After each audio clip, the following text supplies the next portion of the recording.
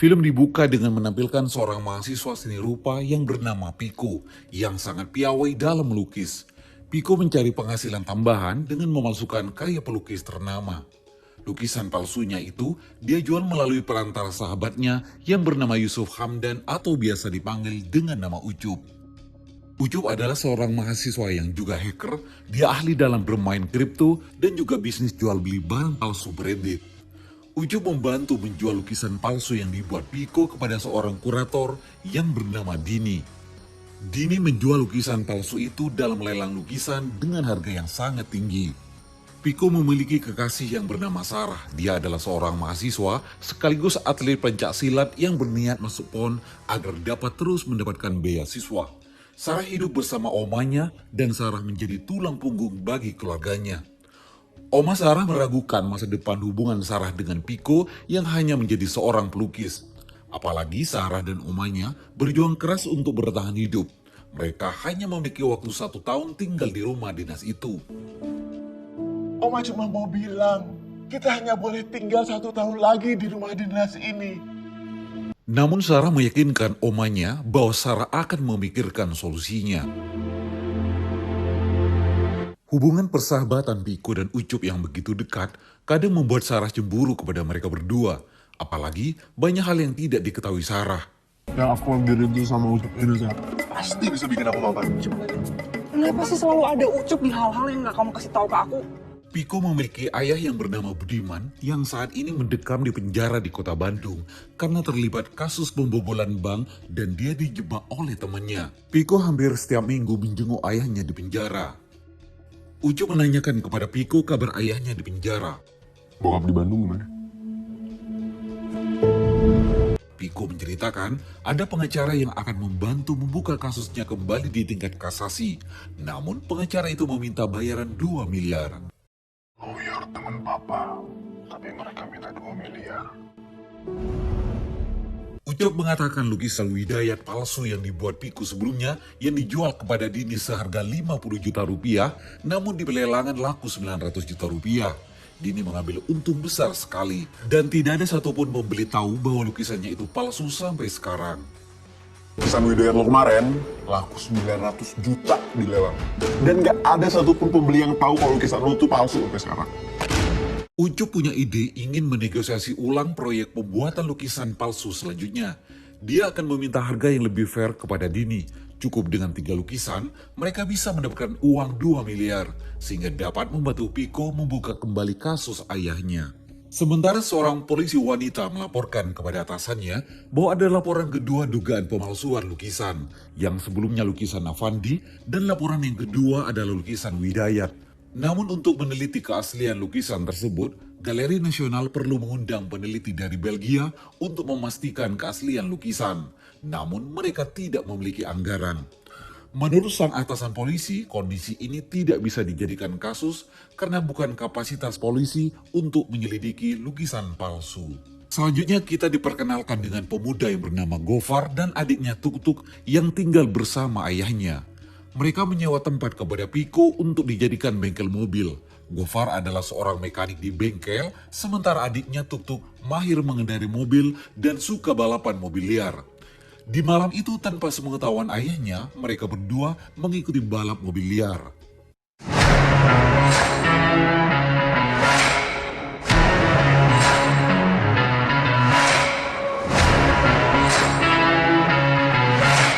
Dan uang mereka habis buat taruhan di malam itu. Piko bersama Ucup bertemu dengan Dini membahas proyek baru membuat lukisan palsu. Di awal pertemuan, Ucup menegaskan kepada Dini bahwa mereka tidak sekedar butuh uang, namun meminta pembagian yang adil. Dini meminta Piko membuat lukisan palsu sang maestro Raden Saleh, yaitu lukisan penangkapan pangeran di Penogoro. Mendengar permintaan Dini, Piko tidak mau karena dia takut dipenjara. Karena itu bukan pemalsuan, namun membuat replika yang harus dibuat semirip dan sedetail mungkin. Ucup memberi penawaran harga 2 miliar kepada Dini untuk pembuatan lukisan itu. Dini sepakat dengan harga tersebut dan dia mau lukisan itu dapat diselesaikan dalam waktu 1 bulan. Piko menjelaskan kepada Ucup bahwa lukisan penangkapan pangeran di Penogoro bukan sekedar lukisan. Terlepas dari kompleksitas warnanya yang ribet dan butuh teknik yang tinggi, banyak sekali emosi dan simbol-simbol protes Raden Saleh terhadap penangkapan yang curang itu. Kelihatan Diponegoro dibuat sangat gagah dan gesturnya seakan mau menantangin orang-orang yang akan menangkapnya. Lukisan ini sebagai simbol perlawanan. Ucup dengan keahliannya sebagai hacker berhasil membobol server dan membantu Piko mendapatkan data-data restorasi terakhir tentang lukisan Pangeran Diponegoro di Jerman tahun 2012. Piko ditemani Ucup memulai mengerjakan proyek lukisan Raden Saleh tentang penangkapan Pangeran Diponegoro.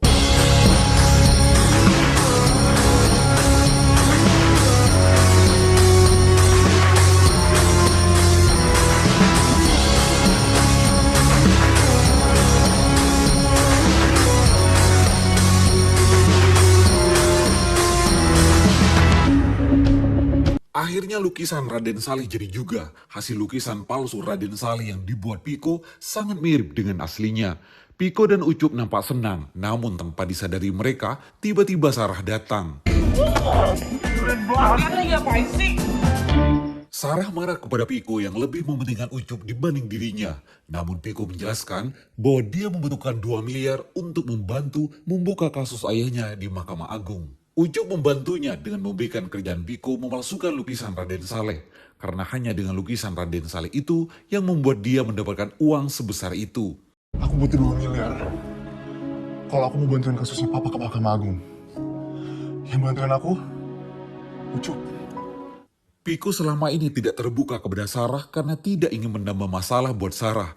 Agar Sarah fokus untuk mengikuti PON dan tetap mendapatkan beasiswa. Mendengar pengakuan Piko, Sarah akhirnya minta maaf kepada Piko atas kesalahpahaman itu. Mereka bertiga akhirnya berangkat menemui Dini untuk transaksi menyerahkan lukisan itu. Di tempat janjian, Dini datang dengan membawa rombongan. Setelah mereka bertemu, Piko menunjukkan lukisan palsu yang sudah dibuatnya kepada Dini. Dini puas dengan hasil lukisan itu, namun tiba-tiba ada seorang laki-laki parubaya keluar dari dalam mobil. Mereka bertiga kaget ternyata orang itu adalah Permadi, seorang mantan presiden. Ternyata selama ini Dini bekerja pada Permadi. Permadi kagum dengan hasil karya lukisan palsu Piko yang sama persis dengan lukisan yang dipajang di ruang kerjanya dulu di Istana Negara. Namun Permadi memberi tawaran yang lebih menarik, dia akan tambahkan menjadi 17 miliar apabila mereka berhasil menukar lukisan itu dengan lukisan yang asli yang ada di ruang kerjanya di Istana Negara. Piko menolaknya, dia tidak mau mencuri. Dia hanya mau 2 miliar. Namun Permadi mengancam Piko dengan menunjukkan video ayah Piko Budiman yang tengah di penjara. Dia bisa membuat ayah Piko tersiksa lebih lama, bahkan mati di penjara. Permadi mengatakan Piko tidak punya pilihan. 3 minggu dari saat itu, ada pameran tahunan koleksi Istana Kepresidenan yang akan dilaksanakan di Galeri Nasional. Mereka punya peluang untuk menukar lukisan pada saat dipindahkan. Permadi memberikan uang 500 juta kepada Piko digunakan sebagai awal untuk bekerja dan mencari kru. Itu ada uang 500 juta, bisa kalian gunakan sebagai awal dan mencari kru. Dalam kondisi terjebak demi keselamatan ayah Piko bersama mereka bertiga, mereka tidak punya pilihan. Mau tidak mau, mereka harus menyetujui dan melaksanakan rencana Permadi. Mereka berdiskusi apabila berhasil, uangnya bisa buat mereka juga. Kemudian mereka breakdown planning yang sudah dikasih Dini dan Permadi. Permadi hanya memberikan data profil perusahaan logistik saja, sedangkan mereka membutuhkan data perusahaan logistik yang biasa dipakai istana selama ini. Ucup dengan keahliannya sebagai hacker, dia mencari tahu segala data dan menelusuri semua rencana Permadi. Ucup mengatakan perusahaan logistik yang dipakai istana selama ini menggunakan rute yang sama selama 12 tahun terakhir. Dia butuh tahu kondisi lalu lintas pada jam pengiriman dan cari titik teraman buat penukaran. Untuk itu, mereka membutuhkan driver dan mekanik yang handal yang dapat membantu keberhasilan rencana mereka. Sementara Gofar dan Tuk-Tuk dimarahi ayahnya karena mesin mobil BMW milik ayahnya rusak akibat digunakan balapan oleh mereka berdua. Mereka berdua harus mengganti mesin mobil yang rusak, namun Gofar dan Tuk-Tuk tidak memiliki uang untuk memperbaikinya. Kalau kita kembali terus kayak gini, mampus kita dibunuh bapak, Far. Udah nyokapnya beda, tapi kelakuan berdua sama gebleknya. Orang bapaknya sama. Kondisi itu dimanfaatkan oleh Piko dengan mengajak keduanya dalam rencana mencuri lukisan Raden Saleh. Karena mereka membutuhkan uang, Gofar dan Tuk-Tuk akhirnya setuju bergabung dalam tim untuk merencanakan pencurian lukisan itu. Butuh duit. Cepet. Masing-masing dari kita semua kan kebagian. Dia benar. Bengkel juga. Piko menjelaskan apabila proyek ini berhasil, masing-masing anggota kru akan kebagian uang sebesar 3 miliar. Gofar dan Tuk-Tuk senang sekali mendengarnya. Uang itu bisa mereka gunakan untuk membangun bengkel. Malam itu mereka memulai aksinya. Mereka berlima masuk menyusup ke perusahaan logistik itu untuk mencari data-data perusahaan termasuk data-data karyawan. 20 menit dari sekarang, jemput kita di safe zone.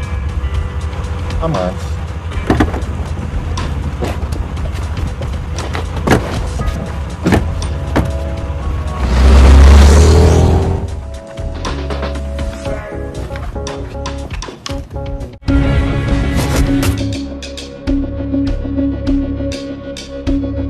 Aksi mereka malam itu diketahui oleh petugas keamanan perusahaan tersebut. Namun mereka berhasil kabur dengan membawa data-data yang dibutuhkan. Berdasarkan pengalaman aksi mereka di perusahaan logistik yang tidak berjalan mulus, mereka sepakat membutuhkan satu kru lagi yang memiliki privilege, leverage, dan punya resource untuk membuat perubahan dan perbedaan yang lebih masuk akal dan lebih manusiawi, lebih cerdas, yang membantu kesuksesan rencana mereka. Gue punya kandidat yang cocok. Ucup punya kandidat yang cocok. Kandidat itu adalah Vela. Vela adalah seorang mahasiswa anak orang kaya. Dia bandar judi di kampus, cerdas dan ulung dalam negosiasi. Ucup menemui Vela, dia menawarkan Vela petualangan menantang dengan mendapatkan taruhan sebesar 2,5 miliar rupiah. Akhirnya Ucup berhasil mengajak Vela bergabung dengan tim itu. Piko menjelaskan rencana penukaran lukisan Raden Saleh itu. Plan itu menurut Vela sudah oke, tapi masih banyak bolongnya. Banyak detail yang masih belum diisi dan bolong di sana-sini. Plan kalian ini sebenarnya oke, tapi masih banyak detail yang belum diisi. Bolong sana sini. Butuh 2 orang untuk menyusup ke perusahaan ini. Vela mengutarakan idenya, dia membutuhkan 2 orang untuk menyusup ke perusahaan itu sebagai karyawan. Tuk-Tuk dan Gofar ditugaskan menyusup dengan melamar sebagai karyawan yang akan dibantu melalui koneksi Mama Vela.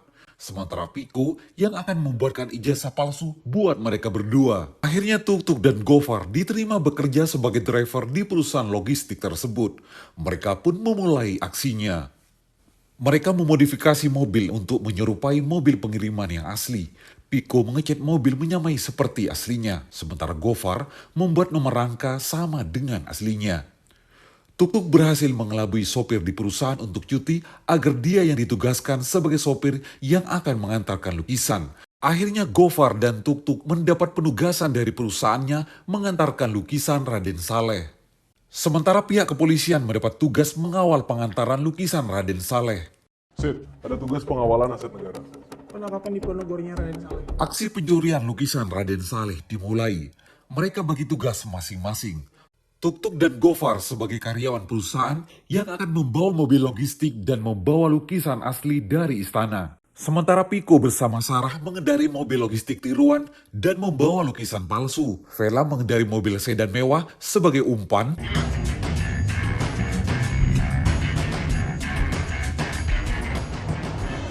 Sementara Ucup yang mengontrol pergerakan CCTV sekaligus memimpin misi ini. Aksi diawali Vera berpura-pura mobilnya mogok yang menimbulkan mogok panjang di terowongan. Polisi mulai curiga ada 2 mobil box logistik dengan warna yang sama. Ternyata aksi mereka telah diketahui polisi. Mobil box yang dikendarai Piko dan Sarah ditabrak polisi. Mereka panik, Piko dan Sarah keluar dari mobil itu dan berusaha kabur dari kejaran polisi.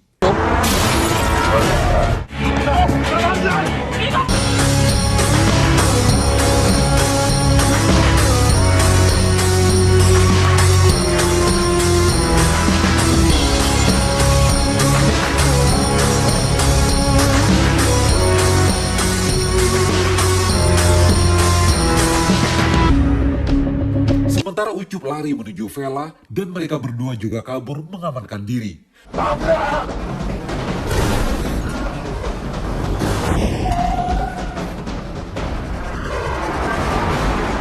Begitu juga Gofar berhasil kabur dalam peristiwa itu. Hanya tuk-tuk yang terperangkap dalam mobil, akhirnya dia ditangkap oleh polisi. Vela dan Ucup berhasil bersembunyi di tempat yang aman. Vela curiga di data Permadi tidak ada informasi soal pengawalan yang menggunakan mobil sipil. Udah Cok, kita aman di sini. Lo mau kita tangkap sekarang? Gue bilang kita aman, Cok. Ya nggak bisa gue terima kalau sampai Piko yang ketangkap. Semua gara-gara gue. Sementara di tempat lain, Sarah marah kepada Piko karena merasa ditinggal dalam peristiwa tadi. Tadi lagi. Aku nggak pernah ninggalin kamu, Sa.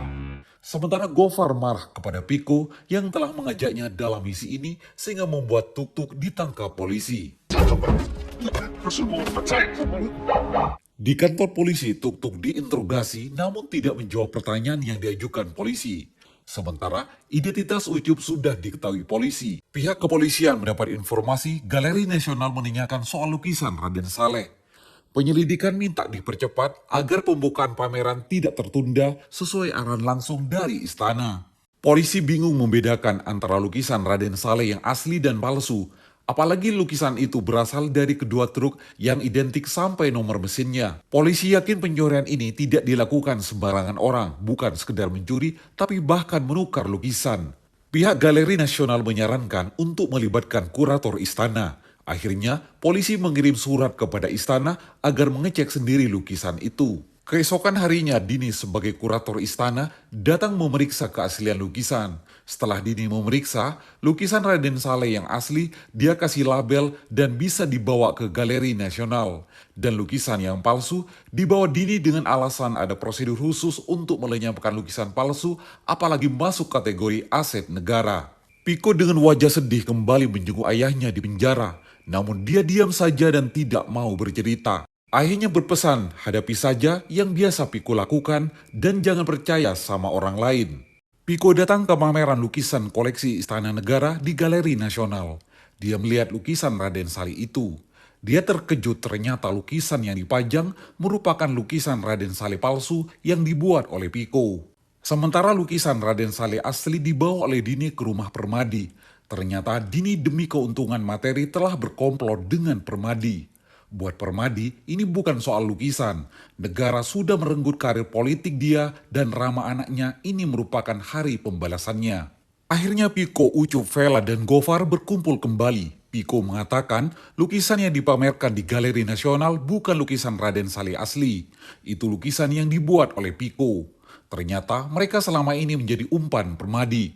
Mereka kembali bersih tegang apalagi tuk-tuk masih di penjara. Gofar sangat khawatir dengan keselamatan adiknya yang ditangkap polisi karena dia yang sudah bareng sejak kecil. Dari gue kecil, gue selalu bareng sama dia. Dia sendiri, gue takut ya dia apa-apain tau gak? Di sisi lain, Permadi datang ke penjara Budiman. Dia memuji rencana Budiman yang begitu sempurna. Bayaran untuk Budiman sebesar 2 miliar rupiah sudah ditransfer ke Poltak sebagai pengacara dan dia minta kepada Poltak untuk membuka lagi kasusnya. Namun Permadi tidak menepati janjinya untuk mengusahakan hakim di Mahkamah Agung. Karena tanpa intervensi dari hakim, dia tidak akan memenangkan kasasi. Budiman kesal kepada Permadi karena ingkar janji. Dia bisa membuka mulut terkait dengan lukisan Raden Saleh itu kalau dia mau. Permadi mengancam apabila Budiman membuka mulut, Piko juga bisa dijebloskan ke dalam penjara.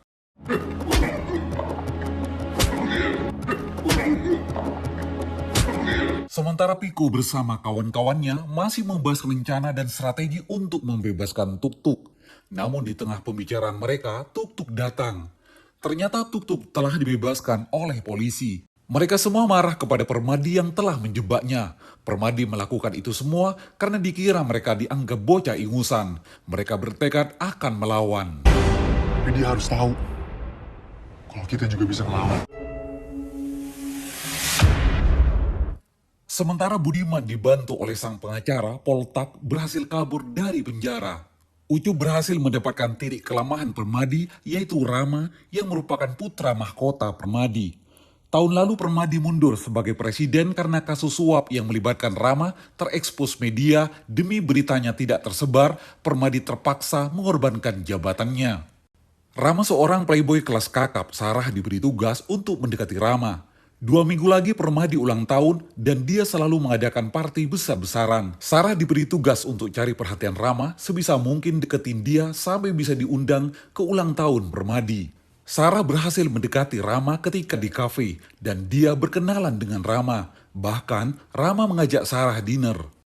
Ucup yakin lukisannya tidak akan dipajang di tempat terbuka. Harus ada orang yang menyusup ke rumah Permadi sebelum hari H untuk bisa masuk ke sistem pengamanannya dan untuk menemukan lokasi lukisan itu disimpan. Mereka butuh akses ke I.O. acara atau vendor dekorasi. Ucup dan Piko yang mendapat tugas ini. Sementara Vela menemui mamanya di kantor. Ada apa sih, Vel?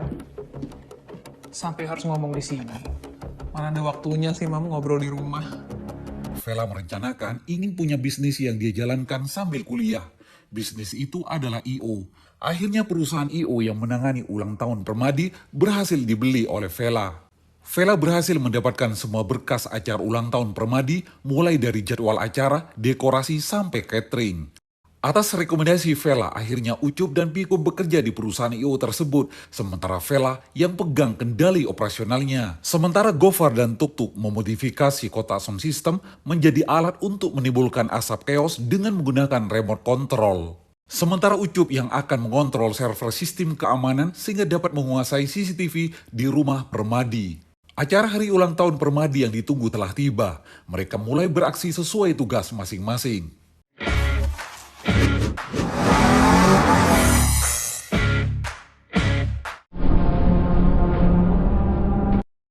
Sarah menggunakan gaun mewah berpura-pura menjadi pasangan Rama menjadi tamu spesial di pesta malam itu.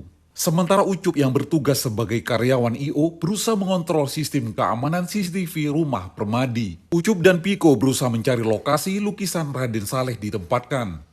Sementara Gofar dan Tuk-Tuk bertugas di kotak sound system menjadi alat untuk menimbulkan asap chaos dengan menggunakan remote control. Vela sebagai koordinator acara bertugas mengalihkan perhatian petugas keamanan dan memimpin misi malam itu. Setelah mereka tahu lokasi lukisan Raden Saleh berada di ruang pavilion, Ucup dan Piko menuju ke ruangan itu. Akhirnya mereka menemukan lukisan Raden Saleh. Gofar memberi aba-aba 10 menit sebelum chaos, bom asap sudah di tempat dan siap difungsikan. Gofar menekan remote control untuk menimbulkan bom asap. Namun tiba-tiba remote control itu tidak berfungsi. 10 menit sebelum chaos. 3, 2, let's go. Karena bom asap tidak berfungsi, tidak ada pilihan lain, akhirnya mereka menggunakan rencana kontingensi. Akhirnya Sarah yang memegang kendali. Sarah mencari perhatian Rama untuk memancing keributan. Ketika Rama memegang pinggul Sarah, Sarah menyerang Rama. Akhirnya Rama menyuruh anak buahnya menghabisi Sarah.